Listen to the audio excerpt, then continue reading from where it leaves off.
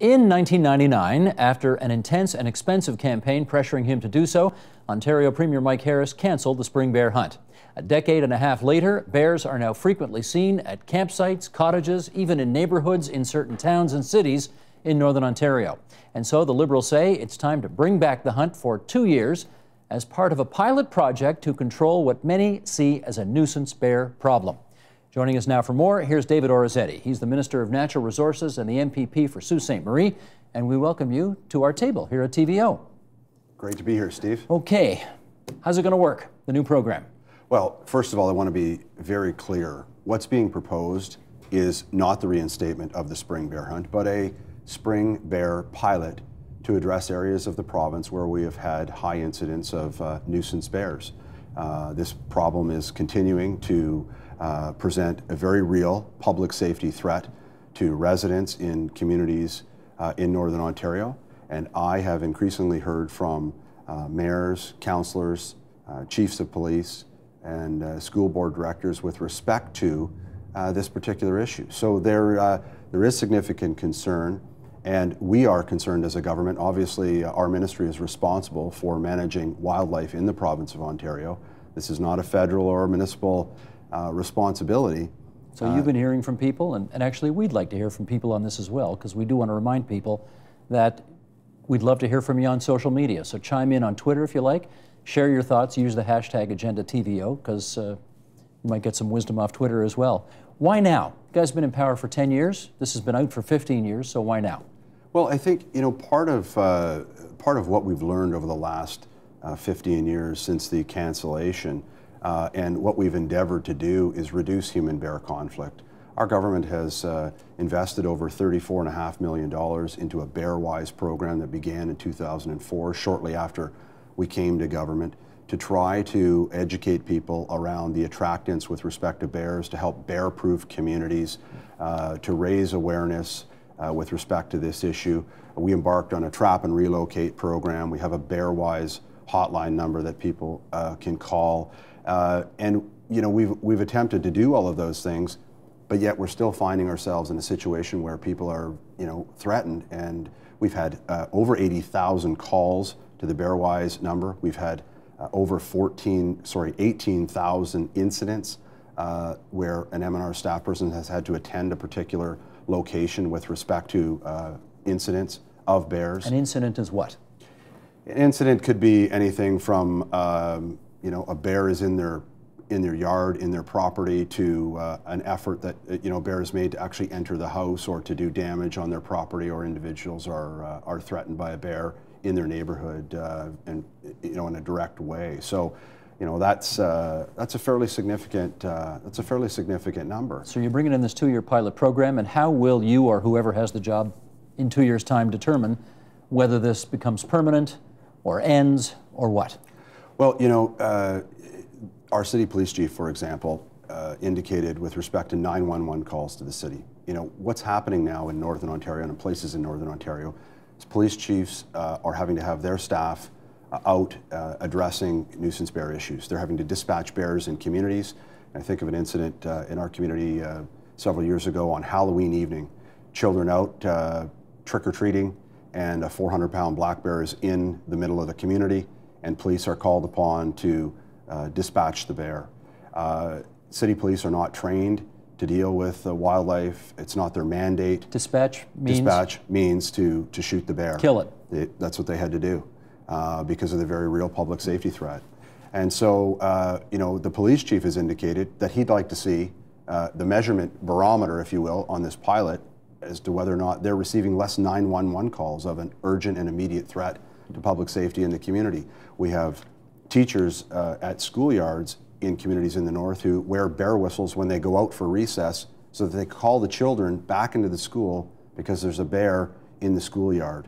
You know, this is not a safe situation, and they're doing their best to manage the situation. How will you determine in 2 years' time whether the pilot program is working or whether something else has to happen? So we want to hear from communities and municipalities with respect to the numbers of nuisance bears that are coming into their communities, the number of 911 calls that are coming in, the number of calls and incidents to the Bear-Wise program, and we want to work with these communities. We've also asked communities whether or not they would be inclined to support this pilot program. And so far to date, we've had close to 50 communities or municipalities in Northern Ontario pass a resolution indicating they'd like to be part of the pilot program. Okay, so, why is it only, if I got this right, it's only limited to Ontario residents, right? Correct. If you're an American tourist, you can't shoot a bear in this pilot program, right? That is not unless we're talking about the fall hunting season where they do have those opportunities. But in terms of the spring, correct, that's the situation. Correct. So why did you draw that line? Well, the overriding motivation for moving forward with this is public safety.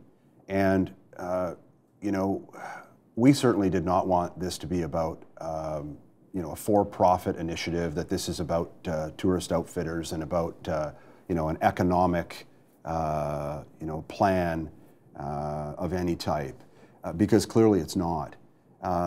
So this is where we wanted to start. Okay. We wanted to take a look at what could be achieved through this pilot on a very limited scope with 8 out of 95 wildlife management units in Ontario, and that's where this would be taking place. So it's fairly limited, very strategic. It's much different than, there are about 7 other jurisdictions in this country that have full jurisdictional spring bear hunts, as well as all the territories. So it's a very focused approach, and it's designed to address the public safety issues in areas and communities where they're having the greatest challenges and public safety threat. Talk to us about, and I can recall back in 1999 when the Harris government canceled the spring bear hunt. They did so in part, they said, because there are too many orphaned cubs resulting from the killing of mothers in the spring. And so they thought it was an ethical issue and they had to stop it. How will you ensure that mother bears aren't killed and their cubs become orphans, which people would, I mean, I think most people agree is kind of cruel and inhumane to do. Right. And this is obviously a concern, and all of the jurisdictions in Canada that participate in the spring bear hunt, this is a challenge that they have. But this is one I think that can be addressed. It is, to be very clear, illegal to hunt or shoot female bear or cubs. At 50 feet or 100 feet, you can't tell what a male or a female is. And we're also, you know, the important aspect with respect to that is an initiative and efforts to raise awareness around hunter education. Mm-hmm. That's why we're talking about Ontario residents. There is also the issue with respect to baiting, and those individuals who will talk about that will say that this is still and remains one of the best ways to help gender identify the bears that you're talking about and give them an opportunity to see if there are cubs, if it is in fact you know, a male bear. It's illegal to do that, and you know, we're considering obviously looking at fines.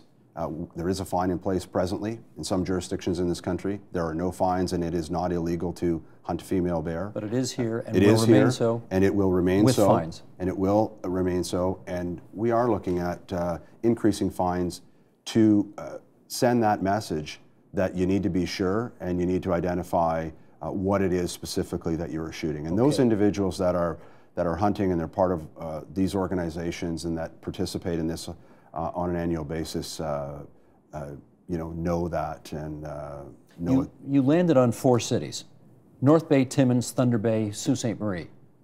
How come just those 4? Sudbury is part of this as well. It's actually, in fact, Sudbury is one of the highest areas of nuisance bear. Sudbury's on the list too? Sudbury absolutely is. Okay.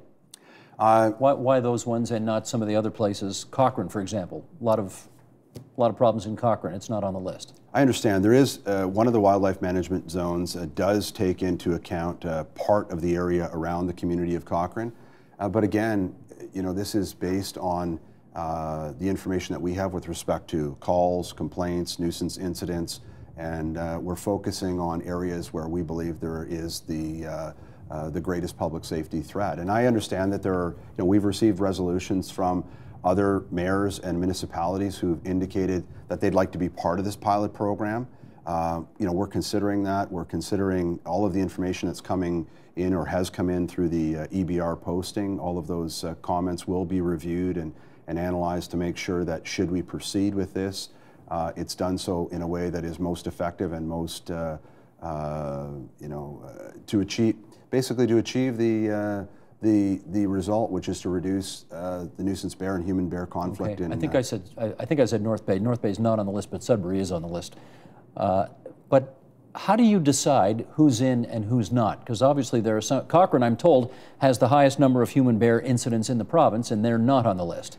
It's not the highest number of incidents. It may be on some other kind of, per capita scale or population-based number, but overall, we've identified the areas that have the greatest challenge. And as I've indicated, there is probably close to half of the region that is identified in the Cochrane area is one of the wildlife management units are in that area. So there will be some effort in that area to gain data from a proposed pilot in that area. Minister, we talk mostly policy on this program, but occasionally we talk a few minutes of politics, so we're going to do that now. 11 seats in Northern Ontario. NDP's got most of them. You guys have got some of them. Yours obviously is one of them.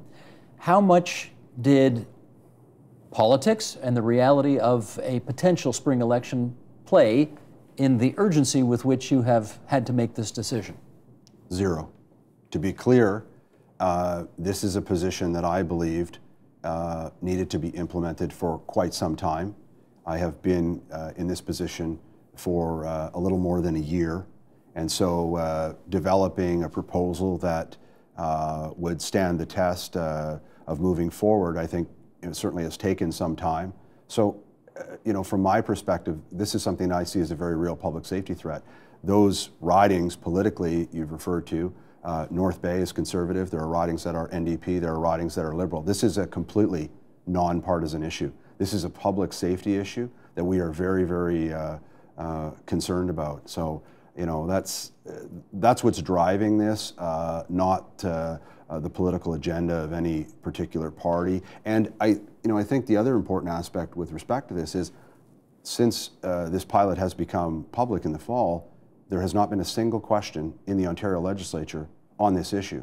And what that says to me is perhaps not that every single member is enthusiastically endorsing it, but there is an understanding that for those individuals who represent communities where this is a very real public safety threat, that there is some understanding that after spending $34.5 million more than any other jurisdiction in North America to make people bear wise and to mitigate that human-bear conflict, that there needs to be additional steps taken. Okay, and I think said that, people though, Mike Harris was a northern guy, right? He was from North Bay, he knew about this issue, right. And yet he canceled the hunt. And he canceled the hunt, if I recall, because a multimillionaire named Mike Shad came in and said, I am going to advertise and advertise and advertise and make you look horrible, and you may as well do it now before I ruin your reputation. And so he did. And now the Animal Alliance of Canada has bought radio ads. They started attacking you guys in the Niagara Falls by-election, and they say they will target the Liberal, quote-unquote, at-risk seats in the next provincial election if you do this. Are you worried about that? Well, I think it's, first of all, I'm not going to defend, anything that Mike Harris did during his political career. He's, made decisions for the reasons he felt he needed to make them. The reality is that, from the EBR posting and the information we're gathering. Environmental Bill of Rights. The Environmental Bill of Rights posting, where people have had the opportunity to publicly comment on this proposal. Those people that are most affected, that are most threatened and endangered by this particular issue, there is overwhelming support for.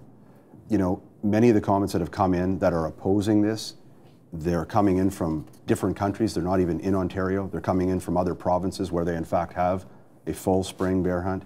And they're coming in from those individuals who don't have to worry whether or not they look outside before they can get to their car. As a former teacher, I recall students coming to me with notes saying, I'm late for class, but I was late because my mother and I couldn't get to the car because there was a bear in the driveway. People have to look outside. Children can't go out for recess. Police are having to dispatch bears in communities because of public safety. Those individuals that are concerned about this, I'm not sure if they're campaigning in other provinces where there are full jurisdictional spring bear hunts.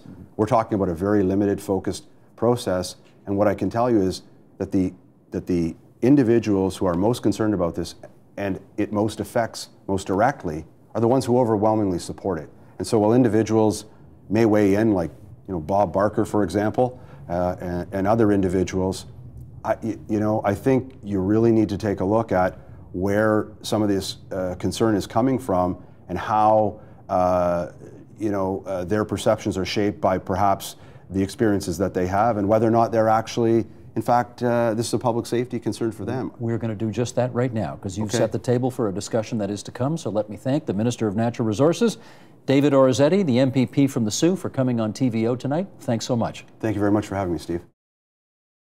Support Ontario's public television. Donate at tvo.org.